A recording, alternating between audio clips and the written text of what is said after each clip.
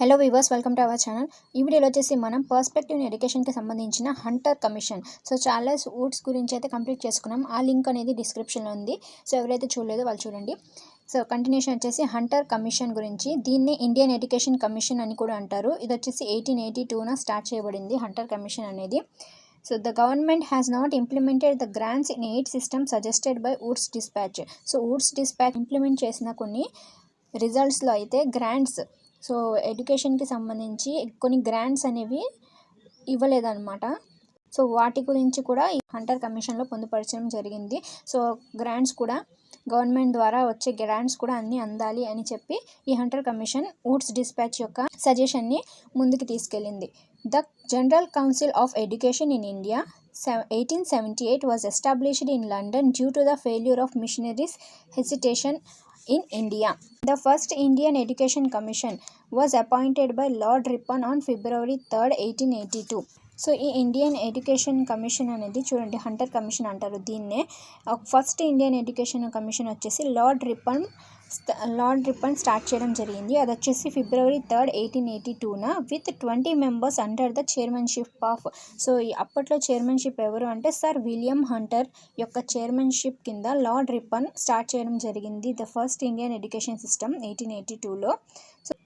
The commission suggested to provide assistance to schools and colleges established by Indian organizations where schools could not be established at that time and curriculum was also transformed. అప్పట్లో commission ఏమని suggestion చేసిందంటే ఎక్కడైతే ఇండియాలో schools colleges అనేవి లేవో అక్కడ కొన్ని schools అనేవి స్థాపించాలి అండ్ ఎడ్యుకేషన్ అనేది జరపాలి కరికులంతో పాటు అని ఈ కమిషన్ అనేది చెప్పడం జరిగింది. అప్పట్లో 3 Indian educational personalities were in this commission. అప్పట్లో ఈ కమిషన్కి కూడా సపోర్ట్ చేసిన వారిలో 3 ఉన్నారన్నమాట. ఎవరు అంటే భూదేవ ముఖర్జీ, సర్ సయ్యద్ అహ్మద్ అండ్ కాశీనాథ్ త్రిమాక్ తెలంగ్. ఈ 3 ఈ కమిషన్కి సపోర్ట్ చేసిన వాళ్ళనమాట. ఇందులో వచ్చేసి మెయిన్ ఆబ్జెక్టివ్ ఏంటంటే to bring fundamental changes in primary education. ఈ హంటర్ కమిషన్ మొత్తం ప్రైమరీ ఎడ్యుకేషన్కై పోరాటం చేసిందనమాట. మెయిన్గా దీని యొక్క ఆబ్జెక్ట్ ఏంటంటే కొన్ని చేంజెస్ అనేవి జరగాలి ప్రైమరీ ఎడ్యుకేషన్కి సంబంధించి, కంపల్సరీ అండ్ ఫ్రీ ఎడ్యుకేషన్ అనేది ఉండాలి అని వాటి గురించి అయితే ఈ కమిషన్లో చెప్పబడింది. ఇందులో వచ్చేసి చూడండి పాయింట్స్ దట్ స్టేట్స్ కమిషన్. అంటే ఈ హంటర్ కమిషన్ స్టార్ట్ అయ్యే ముందు ఏవేవైతే ఎడ్యుకేషన్ సిస్టమ్ అనేది ఎలా ఉందో దాన్ని బేస్ చేసుకొని ఏ చేంజెస్ అనేవి చేయాలి అనే దాని గురించి. అందులో వచ్చేసి పాయింట్స్ రండి. To know the level of primary education in India. Primary education యొక్క లెవెల్ ఎలా సాగుతుంది అనే దాన్ని తీసుకున్నారు. And to know the methods of primary education dissemination in the country.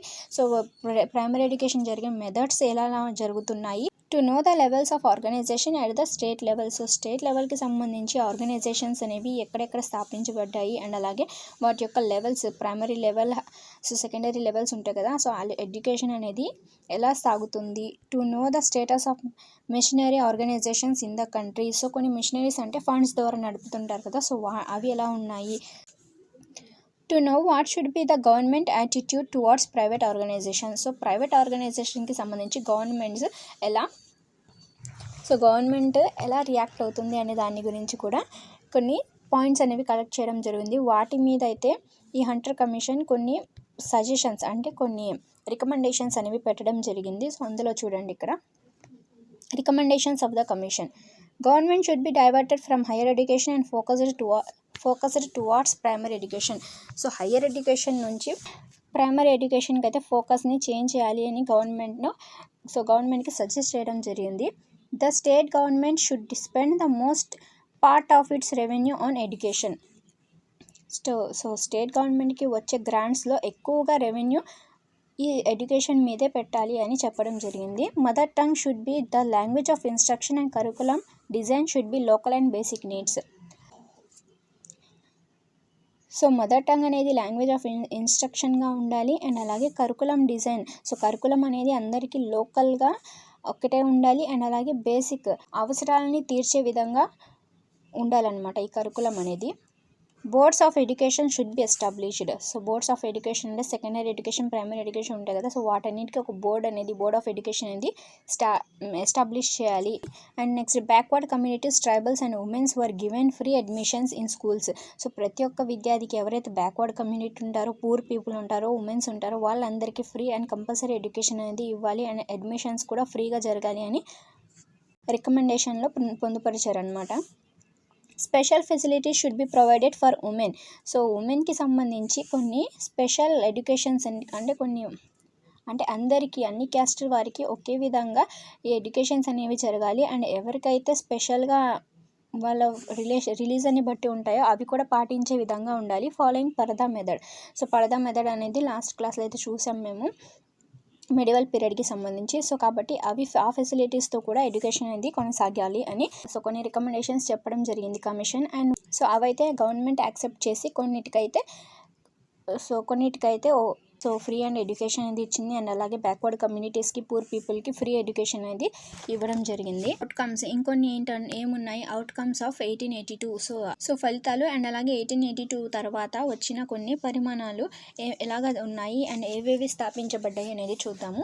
Encouraging education institutions. So వీటి ద్వారా ఈ కమిషన్ ద్వారా ఏమేమి జరిగింది అంటే ఎడ్యుకేషన్ ఇన్స్టిట్యూట్స్ ఇంకా స్థాపించే విధంగా అయితే ఎన్విరాన్మెంట్ ఏర్పడింది. Establishing elementary education for teaching in medium of mother tongue. So mother టంగ్లో అయితే ఈ ఎడ్యుకేషన్ అనేది స్టార్ట్ చేయడం జరిగింది.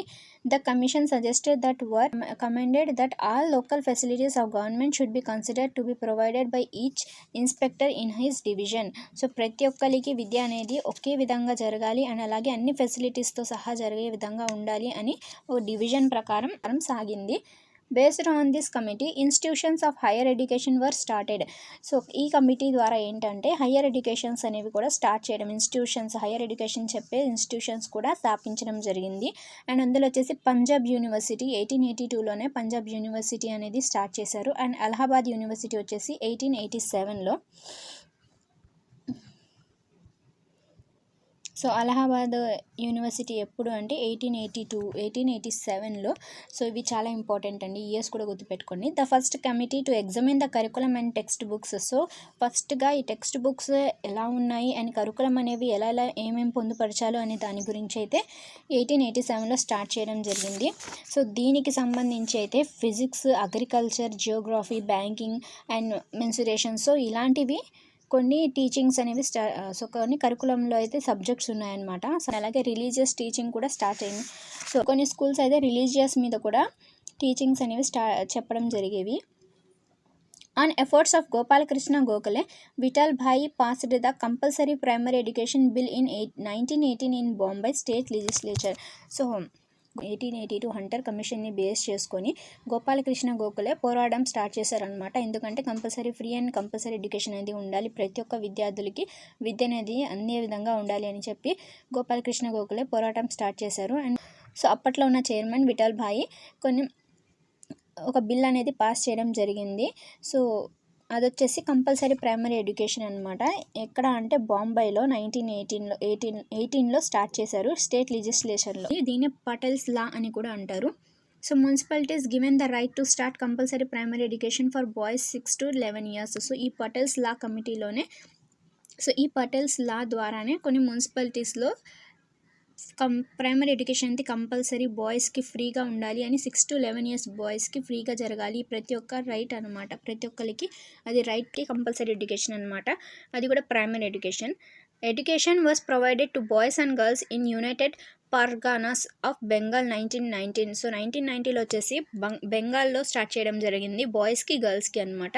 పర్గానాస్ అంటే కొన్ని విలేజెస్లో ఉన్న అన్ని ప్లేసుల్ని కలిపి ఒక సబ్ డివిజన్ ఆఫ్ ఎ డిస్ట్రిక్ట్గా ఫామ్ అవుతారనమాట. సో దాన్నే పర్గానాస్ అంటారు, ఒక బెంగాల్లో అనమాట. ఇది 1990లో. బెంగాల్లో ఎప్పుడు బాయ్స్కి గర్ల్స్కి కంపల్సరీ ఎడ్యుకేషన్ స్టార్ట్ చేశారు అంటే 1919లో. Education was provided to boys and girls in central Madras Parganas అంటే 1920. సెంట్రల్కి సంబంధించి ఎప్పుడు స్టార్ట్ చేశారంటే 1920లో అనమాట. బాయ్స్కి గర్ల్స్కి కంపల్సరీ ఫ్రీ ప్రైమరీ ఎడ్యుకేషన్ అనమాట. సో ఈ ఇయర్స్ కూడా చాలా చాలా ఇంపార్టెంట్. సో హంటర్ కమిషన్కి అయితే ఇవి చాలా ఇంపార్టెంట్ టాపిక్స్ అండి. సో ప్రీవియస్ బిట్స్ అయితే ఎవరైతే చూడలేదో వాళ్ళు ఒకసారి చూడండి పర్స్పెక్టివ్ ఎడ్యుకేషన్కి సంబంధించి, ఎందుకంటే ఈ టాపిక్స్ మీద ఎలాంటి క్వశ్చన్స్ అనేవి రావడం జరిగినవి మీరు తెలుసుకోవచ్చు. సో చాలామంది వీడియోస్ చూస్తున్నారు కానీ సబ్స్క్రైబ్ అయితే చేసుకోలేదు ఛానల్ని. ప్లీజ్ సబ్స్క్రైబ్ చేసుకొని చూడండి. థ్యాంక్